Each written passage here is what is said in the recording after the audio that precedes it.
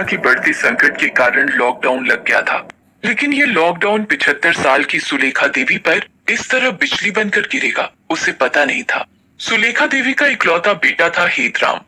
वो एक कपड़े की फैक्ट्री में काम कर अभी लॉकडाउन लगे सिर्फ 15 दिन ही हुए थे कि उसे और उसकी बहू को सुलेखा देवी बोझ लगने लगी थी। बहू, एक रोटी और देना, बहुत भूख लग रही है। एक रोटी क्या, पूरे आटे की बोरी ही लेकर दे देती हूँ आपको। पूरा दिन खाना खाना और खाना, और कुछ तो काम है नहीं आपको।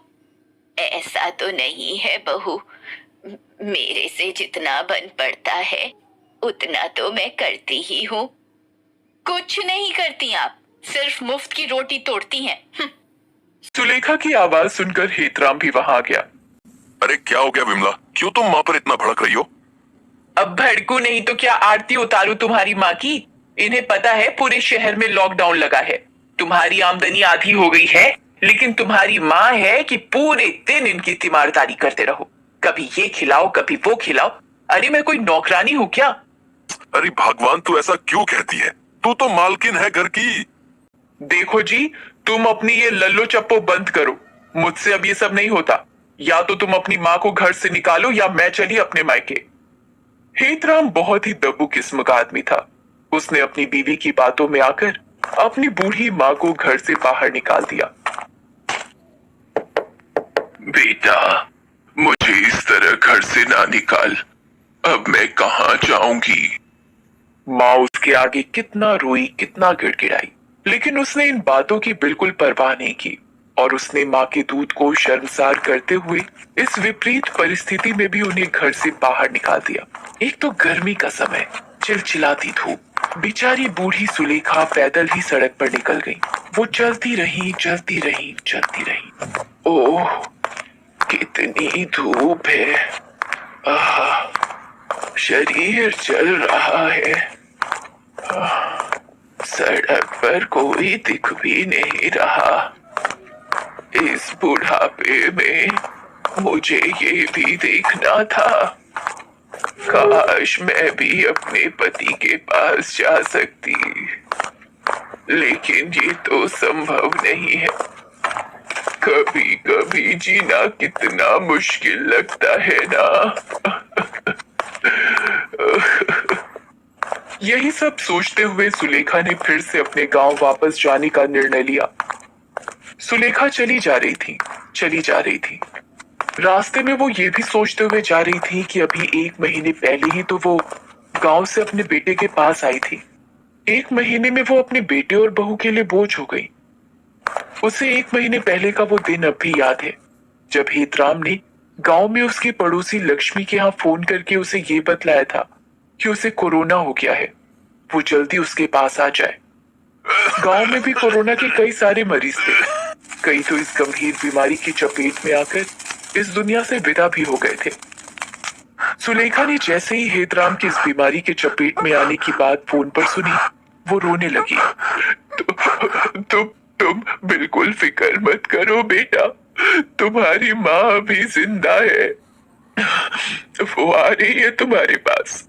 बहू को भी बोलना बिल्कुल ना घबराए। मैं आ रही हूँ। सुलेखा के पास ज्यादा पैसे नहीं थे, लेकिन बेटे के पास तो जाना ही था। बेटा परेशानी में जो था। गांव के ही सूरज मांझी ने उन्हें अपने रिक्शे से स्टेशन तक छोड़ दिया। वो मुंबई जाने वाली ट्रेन के जनरल डिब्बे में चढ़ गई। ट्रेन में बहुत भीड़ थी। उन्हें कहीं बैठने की जगह नहीं मिली, तो वो रेलवे के शौचालय के पास ही बैठकर मुंबई पहुंच गई। जब वो यहाँ आई थी तो उस समय लॉकडाउन नहीं लगा था। वो किसी तरह लोगों से पूछते पूछते हेतराम के घर पहुंच गई। घर पहुंची तो हेतराम की हालत बहुत खराब थी। बुखार से उसका बदन तप रहा था। उसने तुरंत पानी की पट्टी उसके सिर पर लगाई और बहू के बारे में पूछा तो हेतराम रोते हुए अपनी माँ से बोलने लगा।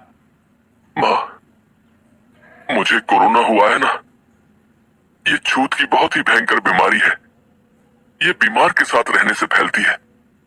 माँ, ये इतनी खतरनाक बीमारी है कि जान तक ले लेती है। विमला को जैसे ही पता लगा कि मुझे कोरोना है, वो उसी दिन मुझे छोड़कर अपने मायके चली गई। पड़ोसियों ने भी मेरी कोई मदद नहीं की। माँ, मुझे कुछ हो तो नहीं जाएगा ना? शुभ शुभ बोल तू, मैं हूं ना, मैं तुझे कुछ नहीं होने दूंगी। माँ के प्यार के आगे बड़ी से बड़ी बीमारी अपना दम तोड़ देती है। सुलेखा ये बोल ही रही थी कि हेतराम को खांसी के साथ सांस लेने में भी दिक्कत होने लगी। वो किसी तरह उसे लेकर पास के अस्पताल पहुंची। अस्पताल में बहुत भीड़ थी, फिर भी उसने किसी तरह डॉक्टर के पांव पकड़कर विनती कर हेतराम को एडमिट कराया। सुलेखा ने 15 दिनों तक हेतराम की बहुत सेवा की। आखिरकार उसकी कठिन तपस्या के बाद हेतराम स्वस्थ होकर घर वापस लौट आया। उसके अस्पताल से वापस लौटने के एक सप्ताह बाद हेतराम की पत्नी विमला भी वापस आ गई और अपने घड़ियाली आंसू बहाते हुए उससे कहने लगी, भगवान ने मेरी मन्नत पूरी कर दी, आप ठीक हो गए। आपको पता है मैं आपके लिए इन दिनों कितना परेशान रही। खाना नहीं खाया जाता था मुझसे, बस हर पल भगवान से आपकी सलामती की दुआ करती रहती थी। विमला ने अपनी लच्छेदार बातों से हेतराम को अपने प्रभाव में ले लिया।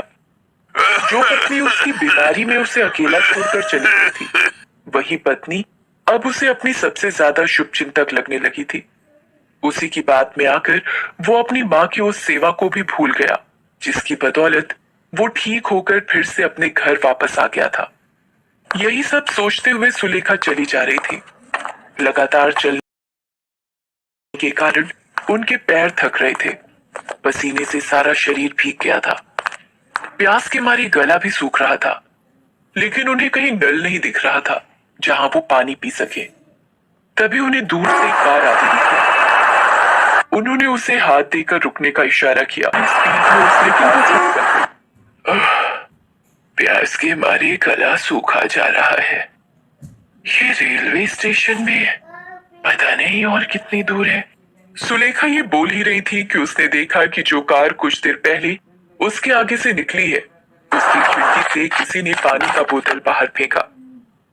जहां बोतल गिरी थी वहां सुलेखा गई और बोतल उठाकर पानी पीने की कोशिश करने लगी, लेकिन उसमें तो पानी की कुछ ही बूंदें बची थी। गाड़ी वाले ने पूरा पानी पीकर बोतल को बाहर फेंक दिया था।